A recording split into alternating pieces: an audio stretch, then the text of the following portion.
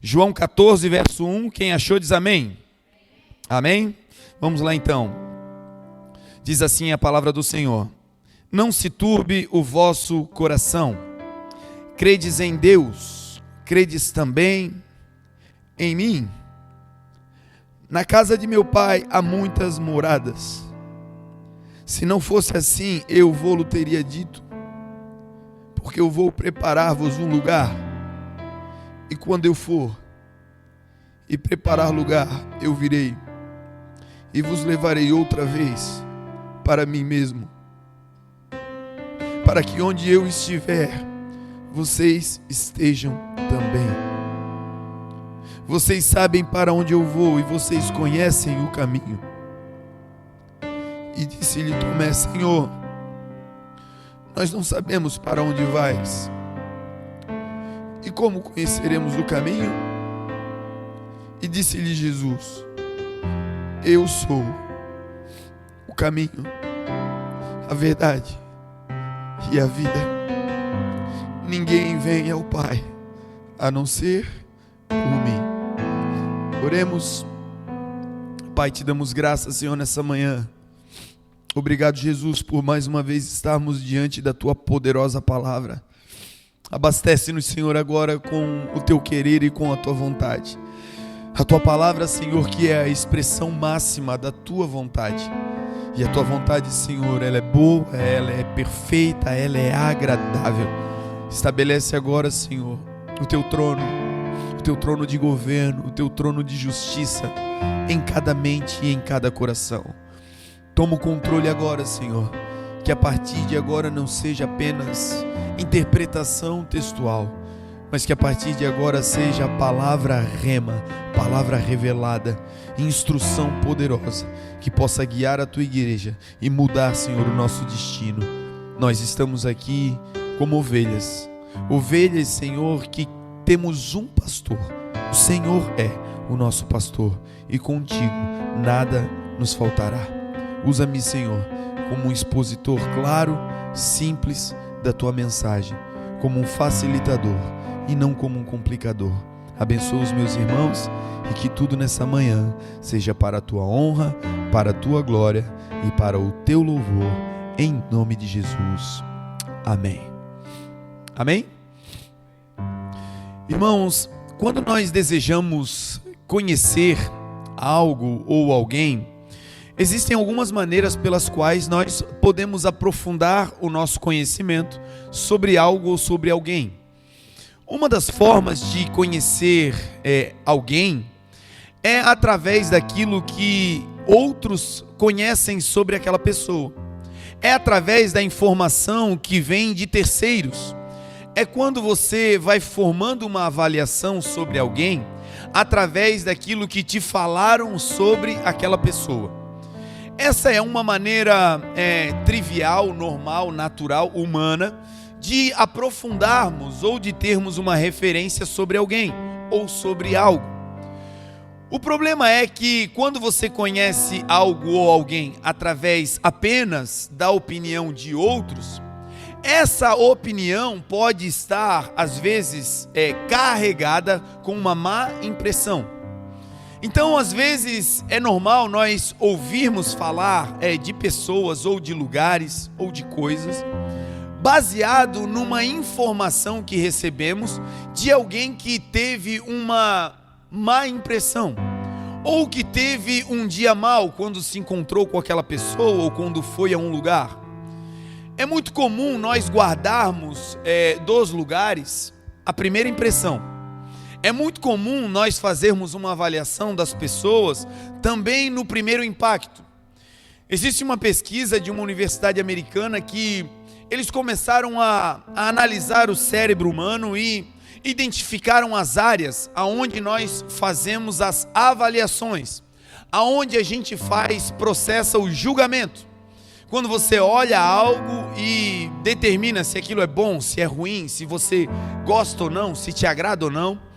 E eles chegaram a um número de tempo, que é um número de tempo que a gente leva para avaliar alguém. Quando você bate o olho em alguém, quando você vê alguém, e o teu sistema nervoso central capta aquelas informações e vai traduzir em uma avaliação. Obviamente, uma avaliação simplista. Gostei, não gostei, é bom, não é, enfim, algo simples. Mas eles chegaram a um número assustador. O cérebro humano, nós, seres humanos, temos a capacidade de fazer uma avaliação sobre alguém ou sobre algo com apenas 3 segundos de tempo. Você olha, bate o olho e logo em 3 segundos o teu cérebro gera uma informação, uma avaliação. É aquela situação que você olha e diz, não bateu. É aquele lugar que você chega e diz, oi, tá pesado. Em 3 segundos você nem viu, não conversou, não se relacionou, mas rapidamente nós conseguimos montar, nós conseguimos ter uma avaliação sobre algo ou sobre alguém. Isso falando na questão fisiológica, na questão intelectual. E isso, gente, se traduz também para quando a gente vai fazer uma avaliação espiritual. Avaliando espiritualmente as coisas não é tão rápido para discernir. Não é tão fácil de discernir espiritualmente o que está acontecendo no ambiente ou se passando dentro de alguém. E quando nós vamos conhecer alguém, quando nós vamos fazer uma avaliação sobre alguém, a primeira maneira e a mais trivial é coletando informações. E aí o perigo está que a avaliação que recebemos de outro pode estar carregada de ácido, por exemplo. A pessoa teve um dia mau, teve num lugar onde naquele dia, o dia lá naquele ambiente não estava legal. Foi numa loja e naquele dia específico, a atendente que lhe atendeu ali naquele momento não estava num dia bom. E por conta de uma experiência, ela vai reverberar, vai proclamar, vai declarar a sua avaliação pessoal sobre aquela pessoa ou sobre aquele lugar. E quando nós baseamos a nossa avaliação sobre o que outros pensam, é um grande perigo. Você já viu que de tanto falarmos ou escutarmos uma informação sobre alguém, e às vezes são pessoas ou lugares que a gente nem conhece, nunca foi, e por ouvir sempre a mesma informação, às vezes nós passamos a não gostar de gente que a gente nunca viu. Já ouviu? Já sentiu isso alguma vez? É alguém que você conhece, é muito próximo e ela tem uma avaliação ruim de alguém. E aí você, pelo amor àquela pessoa, também começa a fazer parte daquela avaliação, mesmo sem ter conhecido, sem ter dado uma oportunidade, sem se relacionar. E isso é um grande perigo. Conhecer alguém apenas por aquilo que alguém falou. Uma outra maneira de conhecermos algo ou alguém é através daquilo que nós mesmos conhecemos, nos relacionamos, das nossas experiências pessoais. É quando você tira um tempo para conversar, é quando mesmo diante de uma avaliação negativa de alguém, você decide dar uma oportunidade. Olha, todos me falaram que lá o atendimento é ruim, a comida não é tão boa, mas assim, eu vou lá para provar, eu vou lá para ver. E muitas vezes aquele estereótipo criado cai quando a gente dá uma oportunidade. Às vezes avaliamos pessoas baseadas numa informação de terceiros, e quando nós vamos experimentar e quando nós vamos nos relacionar, percebemos que é muito diferente. E isso, gente, é o que Deus espera de nós. Que nós possamos abrir o nosso coração e dar oportunidade às pessoas que estão à nossa volta, mas sobretudo, que nós possamos dar oportunidade para Deus, para que Deus cause em nós as suas marcas, as suas impressões. Que nós não venhamos a conhecer a Deus e conhecer a Jesus apenas por aquilo que outros disseram ou pelas experiências que outros tiveram. Como bem diz a palavra: outrora eu te conhecia de ouvir falar, mas agora não. Agora eu te conheço de contigo andar. Agora eu te conheço porque os meus olhos te veem, disse o profeta. Nós precisamos caminhar na nossa relação com Deus nesse aprofundamento. Se tem algo que a igreja precisa conhecer, é Jesus.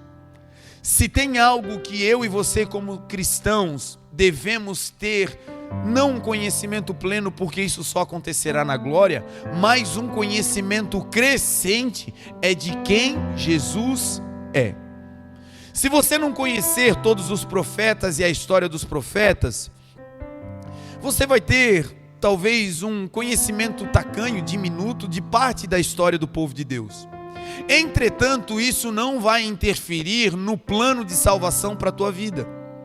Entretanto, não conhecer toda a história do povo de Deus não vai bloquear a sua passagem ou o seu acesso ao destino que Deus tem preparado para a sua vida.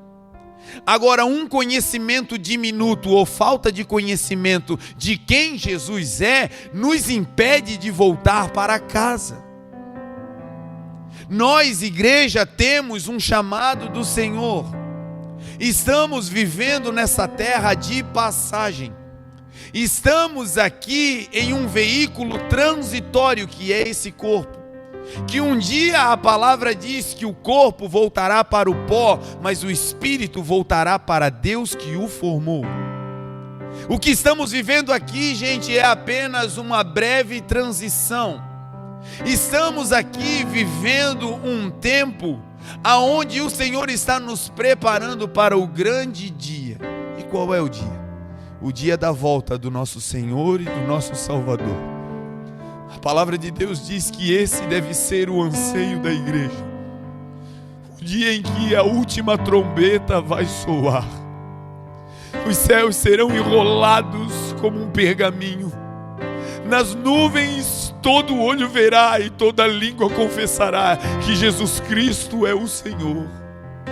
Naquele grande dia, nós, os que estivermos vivos, seremos transformados, mas antes aqueles que morreram com o Senhor serão ressuscitados e com Ele irão para a glória.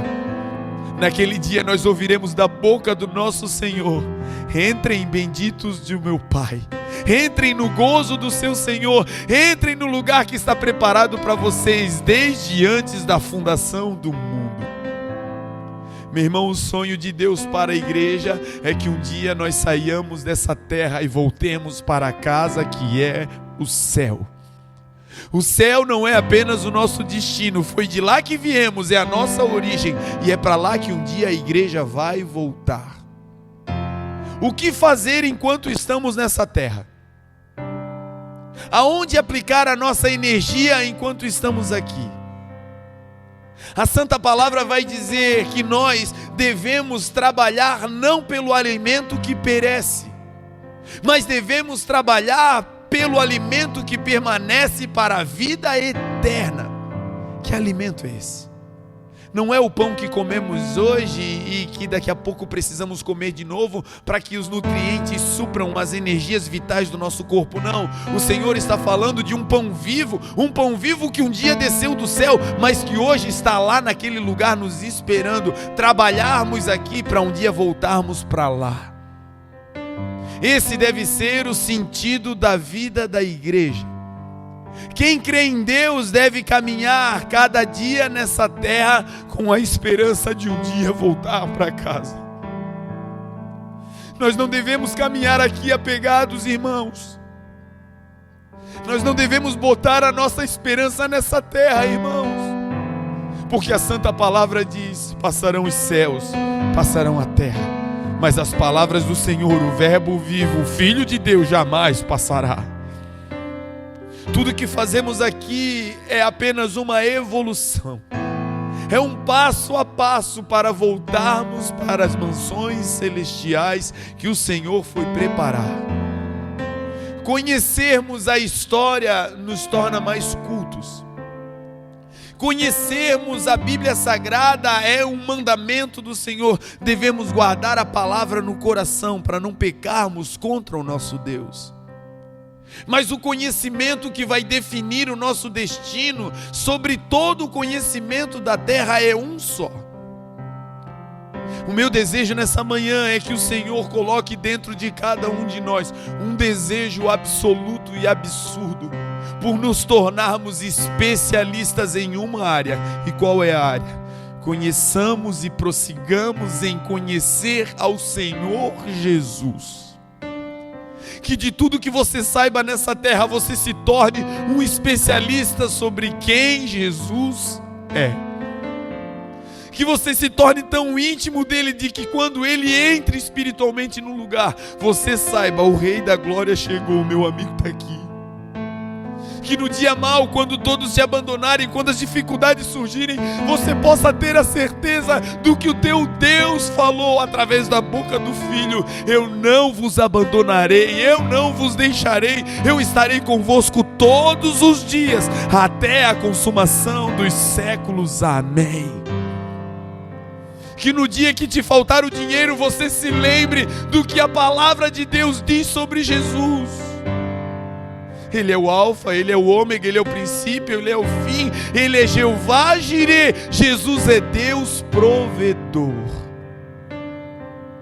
Tudo que a igreja precisa está em Jesus.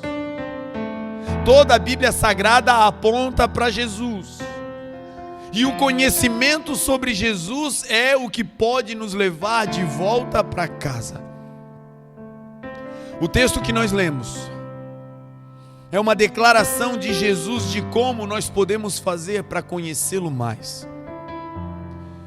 Uma das formas de conhecer Jesus é sobre o que outros disseram.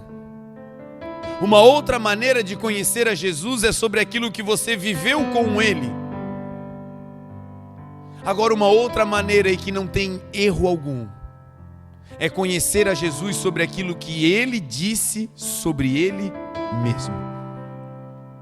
Conhecer Jesus sobre as verdades que Ele declarou a respeito de si mesmo. No texto que lemos contém algumas partículas, algumas facetas de quem Jesus é. O texto começa dizendo: não se turbe o vosso coração. Uma das coisas que Jesus deseja fazer quando chega na vida de alguém é ministrar a paz. Ele está olhando para a humanidade e dizendo, foi o que ele disse para os seus discípulos: chegará um dia que vocês não me verão mais. Passará um pouco de tempo e vocês me verão de novo, mas o mundo não me verá mais, porque eu vou para o Pai. Mas eu não vou deixar vocês órfãos, eu vou enviar para vocês um Consolador, o Espírito da verdade, que o mundo não pode receber, porque não o vê, nenhum conhece, mas vocês o receberão, porque vocês o conhecem, e Ele vai habitar em vocês.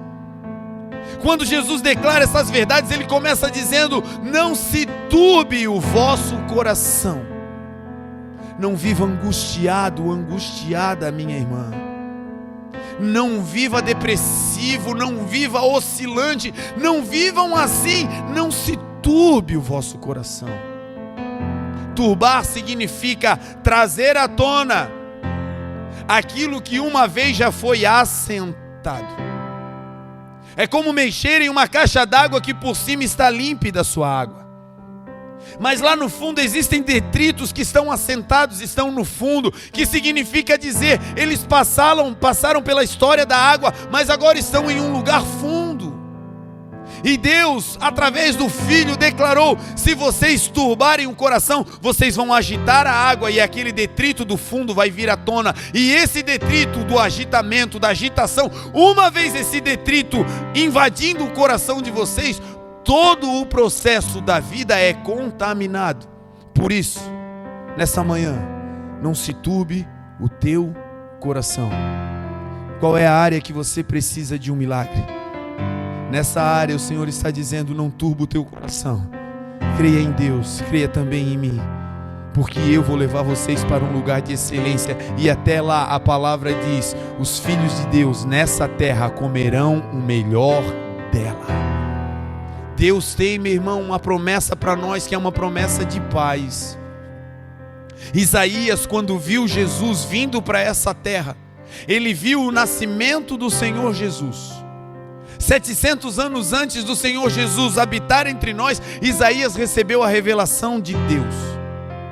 Em Isaías 9,6 ele vai dizer: vendo o nascimento do Filho, vendo Jesus chegar a essa terra e o desenvolvimento do ministério de Jesus, Deus mostrou a Isaías, e em Isaías 9,6 ele declara: porque um menino nos nasceu, um filho se nos deu, e sobre os seus ombros está o governo, e o seu nome será chamado Maravilhoso Conselheiro, Deus Forte, Pai da Eternidade e Príncipe da Paz. Jesus, quando entra num lugar, o lugar é contagiado pela paz. A minha paz vos dou, não a dou como o mundo a dá. A paz do mundo é ausência de guerra. A paz de Deus é saber que no meio da guerra nós estamos protegidos no esconderijo do Altíssimo. A paz do mundo é colocar dinheiro na conta. E a paz de Deus é dizer, mesmo com o bolso vazio, eu sou aquele que te sustento. Eu sou aquele que te tomo pela tua mão direita e te digo, não temas, eu te ajudo. Paz. O nosso Jesus é o príncipe da paz. Quando ele entra em um casamento, as guerras acabam. Quando ele entra numa família, os irmãos que estão brigados se reconciliam. Certa vez Jesus entrou em um ambiente, e quando ele estava naquele ambiente, havia uma família dividida em pensamentos. Uma família que o recebeu, o acolheu, mas estava dividida, cada um pensando em uma coisa. Jesus entrou em uma casa e duas irmãs começaram a receber Jesus. O Senhor Jesus entra naquela casa e se assenta. Quando ele entra na casa, ao invés de ocorrer no primeiro momento uma junção, hoje houve uma separação, uma divisão na mente. E uma vez que a mente foi dividida, o comportamento também é dividido. Uma das irmãs decidiu parar e ouvir o Senhor. A outra irmã decidiu continuar trabalhando nos seus afazeres. A casa se rachou. Jesus já estava naquele ambiente, entretanto a casa estava dividida. Algumas pessoas se questionam dizendo, Deus, eu estou te servindo, e por que na minha casa existe essa peleja, essa dissensão, esse litígio? Por que, Senhor? O texto vai dizer que é possível Jesus estar em um ambiente e num primeiro momento haver sim um litígio, haver sim uma dificuldade de entendimento, mas se Jesus permanecer na casa, o final da história vai ser mudado, não vai ser litígio, vai ser paz. Olha o que acontece nesse texto. O texto vai dizer que Marta olha para Maria e diz, Senhor, manda a minha irmã me ajudar, não te importa que eu esteja trabalhando sozinha? Jesus olha para Marta e diz, Marta, Marta, você está ansiosa, Marta, você está fatigada, Marta, com tantas coisas. Sabe o que gera divisão? Cansaço. Sabe o que baixa a nossa tolerância? Cansaço. Sabe o que nos torna ríspidos na resposta? Cansaço. Quando estamos cansados, um filho chega e a gente não tem tanta paciência. Quando estamos cansados, uma palavra difícil se transforma em um estupim para que uma fogueira se acenda. Marta estava assim, e o Senhor identificou o coração dela, dizendo, Marta, Marta, você está afadigada, cansada, Marta, com muitas coisas, mas uma só coisa te é necessária. Perceba o que Jesus vai dizer para unificar a casa. Perceba o que Jesus vai fazer para trazer Marta para o lado de Maria e colocar as duas no mesmo ambiente. Ele vai dizer, você não precisa fazer muitas coisas, Marta. Marlon, você não precisa fazer muita coisa, Marlon. Josi, você não precisa fazer muitas coisas, Josi. É uma só que a gente precisa fazer. Se concentre em uma só, e qual? Ele vai dizer, a tua irmã escolheu a melhor parte e dela não lhe será tirada. E qual é a boa parte? Ela parou para me conhecer e para me ouvir. Não saia fazendo muitas coisas, meu irmão, isso só vai trazer cansaço. Gaste toda a sua energia para conhecer o Senhor, e uma vez conhecendo, Ele vai te dar paz, e com essa paz você terá uma direção, você terá um caminho, você terá uma verdade, você terá uma vida para dedicar ao trabalho para o Senhor, e a tua vida nunca mais será a mesma. Aquela casa que estava em pé de guerra agora está unida, porque o príncipe da paz estava ali. Marta e Maria se unem porque Jesus entrou no ambiente. E não somente entrou, mas teve oportunidade para falar. Todas as vezes que Jesus fala, Ele libera o seu conhecimento sobre nós. Enquanto Ele está quieto, nós o avaliamos. Não é assim? Enquanto alguém está calado, a avaliação é por aquilo que vemos do lado de fora. Mas quando alguém abre a boca, aí nós começamos a ter subsídios para avaliar como aquela pessoa é por aquilo que ela carrega do lado de dentro. Com algumas pessoas a gente olha e pelo traje, pela simplicidade, pelo aspecto, nós fazemos uma avaliação errada, minimista. E aí quando aquela pessoa começa a abrir a boca, quando ela começa a liberar a sua essência, quando ela começa a liberar o que de Deus está guardado dentro dela, aquilo que está do lado de fora parece que some, e a gente só consegue enxergar aquilo que ela carrega do lado de dentro. Assim era com Jesus. Certa vez os discípulos, no começo da caminhada, quando encontraram o Senhor, eles saíram correndo chamando os seus mais achegados. Eles saíram correndo, indo nas casas, nos lugares aonde os seus amigos estavam e disseram: olha, venham, nós encontramos o Cristo. Venha, nós encontramos o Messias, nós encontramos o Salvador, venha. Em certa oportunidade, um dos discípulos, aquele que se tornaria discípulo depois, disse: de onde ele é? E aí aquele que estava apresentando Jesus disse: ele é de Nazaré. Deram uma referência humana sobre Jesus, deram uma referência do lugar de onde ele veio, da sua origem, e a avaliação do discípulo para aquele relato sobre Jesus foi: pode alguma coisa boa vir de Nazaré? Pode alguma coisa boa vir desse lugar? Porque a fama do lugar era horrível. E aí esse discípulo que teve uma experiência com o Senhor Jesus, ele disse: venha e veja. A palavra do Senhor diz: provai e vede que o Senhor é bom. Perceba que o texto não diz veja e depois prove. O texto diz provai. Porque provar não é experimentar fisicamente. Provar é tomar consciência pela fé. Provar é depositar a sua esperança nele, mesmo que você não esteja vendo as evidências do que ele está fazendo.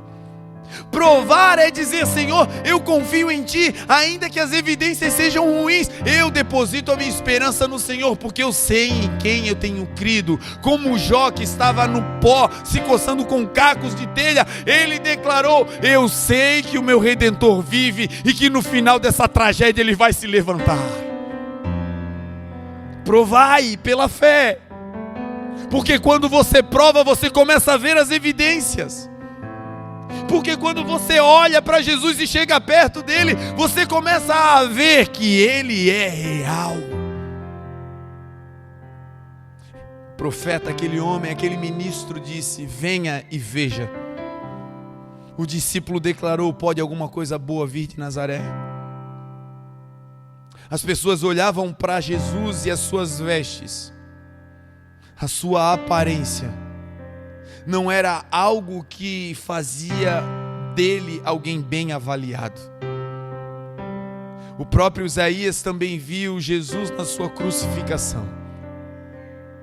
Isaías viu o nascimento e teve a honra de ver a crucificação de Jesus.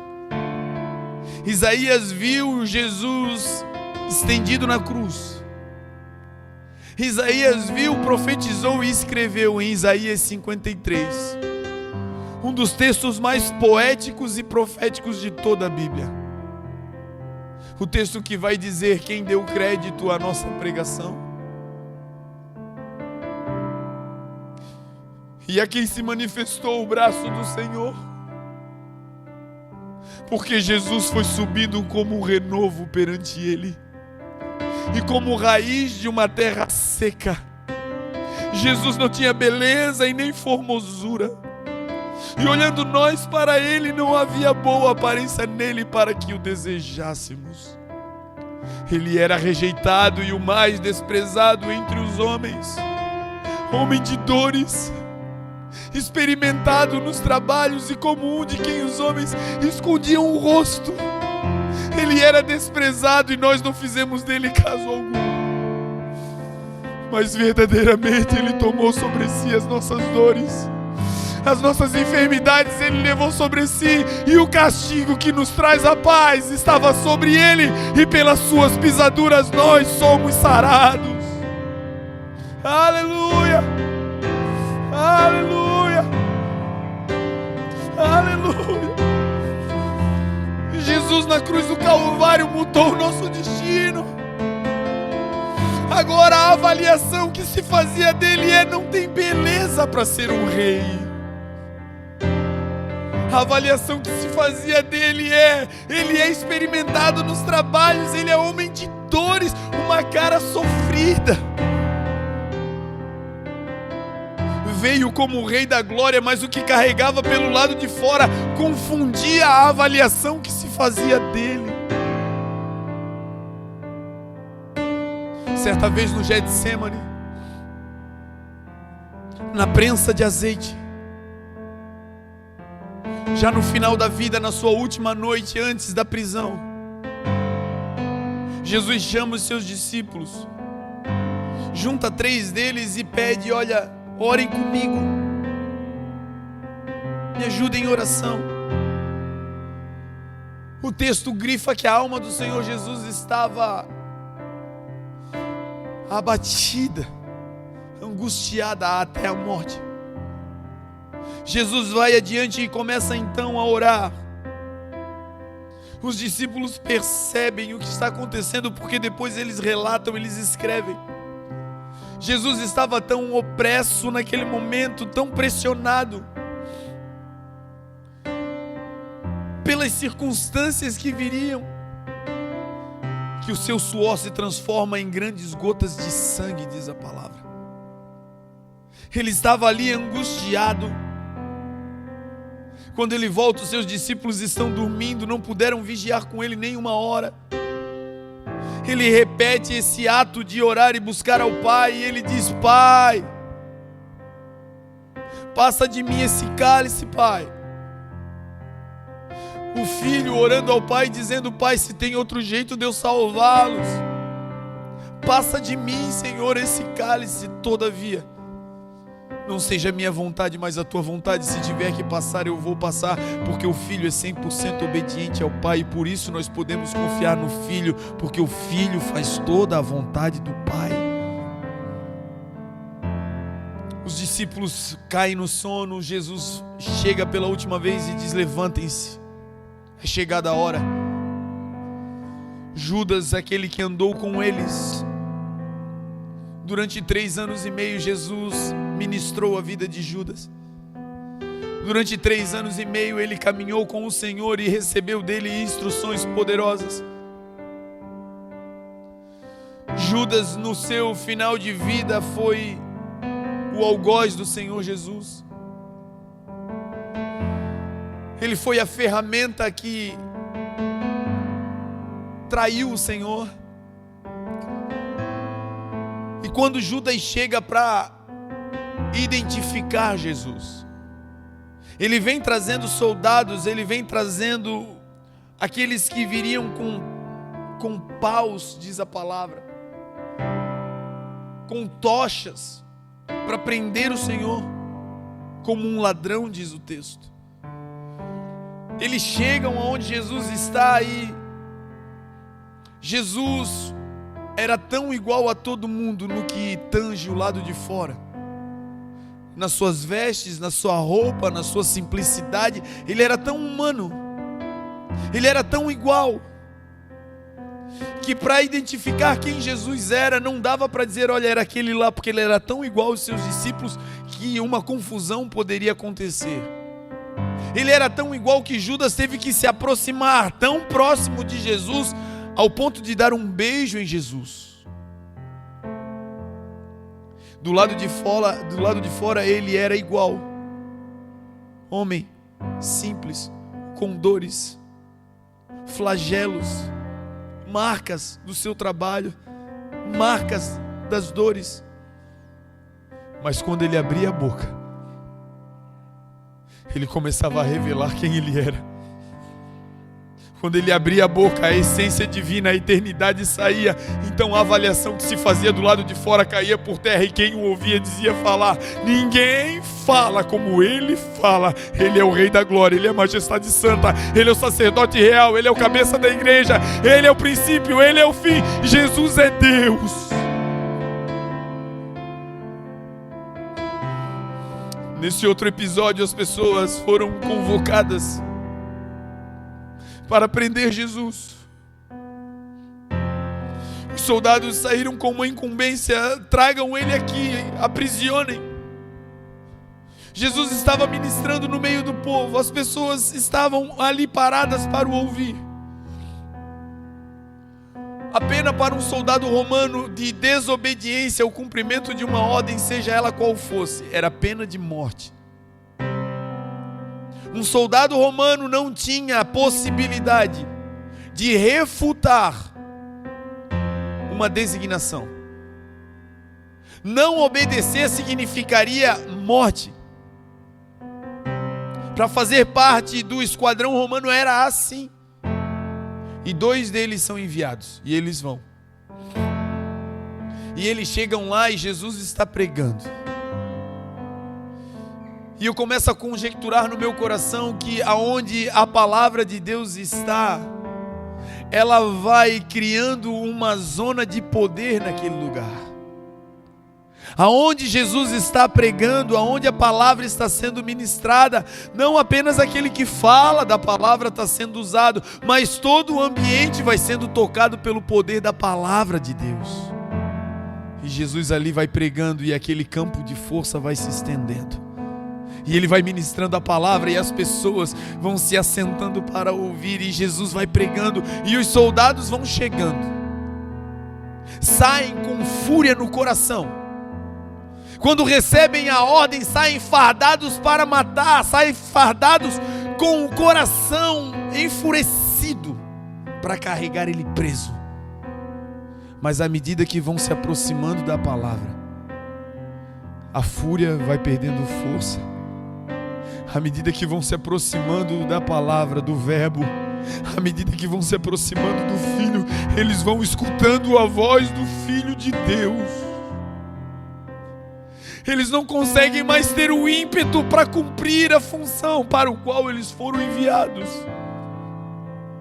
Porque nada nem ninguém resiste à palavra de Deus. Porque não existe doença que resista à palavra de Deus. Porque não existe trauma que resista à palavra de Deus. Porque não existe, gente, anjos ou demônios que resistam à palavra de Deus. A palavra de Deus é como espada penetrante de 2 gumes, que penetra a fundo, diz o texto. Ela faz separação entre a alma e o espírito, juntas e medulas, e a palavra de Deus, ela é apta para discernir as intenções e os pensamentos do coração humano. Quando a palavra está sendo pregada, a palavra de Deus entra no coração daqueles soldados. A palavra separa o espírito da alma daqueles soldados. A alma, que as emoções está dizendo: vamos prender, vamos matar. Mas o espírito, agora liberto da alma, por conta da palavra de Deus que entrou, o espírito está dizendo: o que ele está falando é verdade. Nós temos uma farda do lado de fora, mas foi só a palavra dele que tampou o vazio do lado de dentro. E eles param para ouvir a palavra. E Jesus prega. Como nessa manhã o Senhor Jesus está pregando para mim e para você, dizendo: não se turbe o vosso coração. A tua vida está nas mãos do Senhor, no Deus protetor. A tua casa, o teu ministério, o teu chamado, a tua vida inteira está nas mãos desse Jesus que no final declarou: Pai, todos que tu me destes, de maneira alguma eu perdi algum, todos eles estão comigo, Pai. a não ser aquele que foi destinado para a perdição. Os soldados escutam Jesus pregar. Dentro do coração uma guerra. Nós precisamos levar, nós precisamos prender. Porque se não prendermos, se não obedecermos, a nossa vida está em risco. Nós vamos perder a nossa vida. E aí nesses soldados se cumpre a palavra que diz. O próprio Jesus declarou: aquele que preservar a sua vida, a perderá. Mas aquele que perder a sua vida, a achará. Eles estavam ali e tomaram uma decisão. Ninguém nunca nos preencheu tanto como esse homem está nos preenchendo. O que esse homem está dizendo está nos dando uma autoridade que a farda não nos deu. O sentimento de proteção ao ouvir o Filho de Deus pregar está nos enchendo tanto que nós nos sentimos mais protegidos por essa palavra do que pelo Império Romano. Então eles decidem: nós vamos perder ou colocar a nossa vida em risco. Jesus termina de pregar e eles voltam para casa. E quando eles chegam diante dos seus instrutores, daqueles que ordenaram a prisão de Jesus, quando eles vêm sem o Senhor, o encarregado olha para eles e diz: por que vocês não o prenderam? E a resposta deles foi uma resposta cabal. A resposta deles foi uma avaliação profunda de quem conheceu Jesus.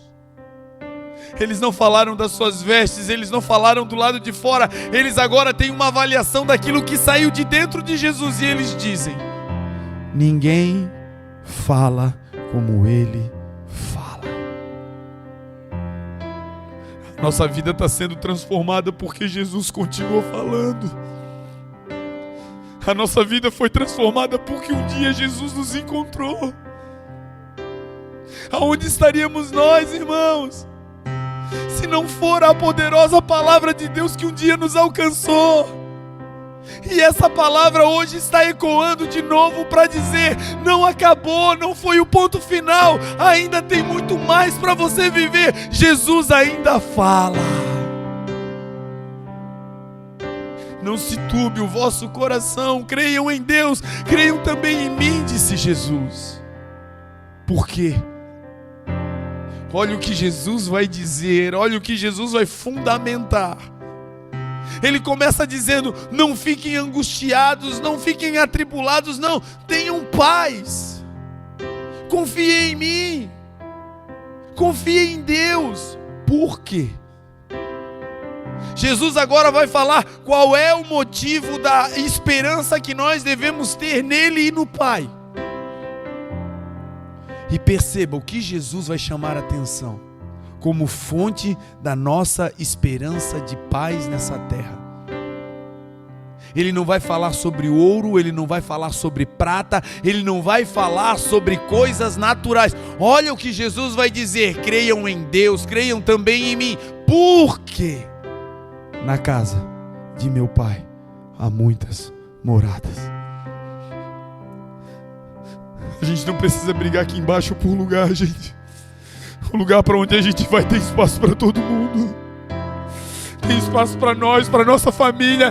Os nossos serão salvos. Crê no Senhor Jesus e será salvo tu e toda a tua casa. O nosso destino é esse lugar, as mansões eternas. Na casa do meu Pai há muitas moradas. Se não fosse assim, eu contaria para vocês. Mas eu vou preparar um lugar. E quando esse lugar estiver pronto, eu virei e vos levarei para mim mesmo. Sabe por que podemos confiar em Jesus?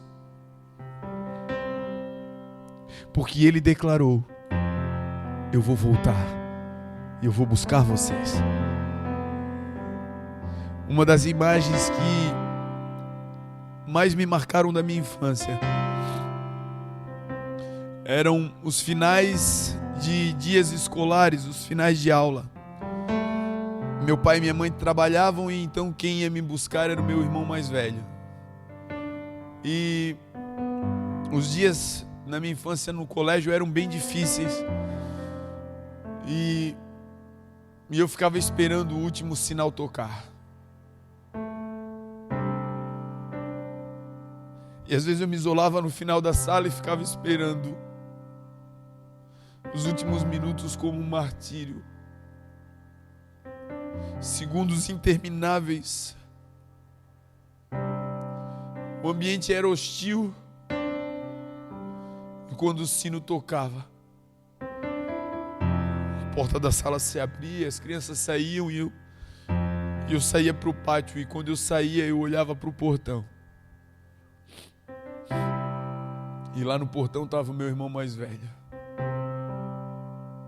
E eu corria.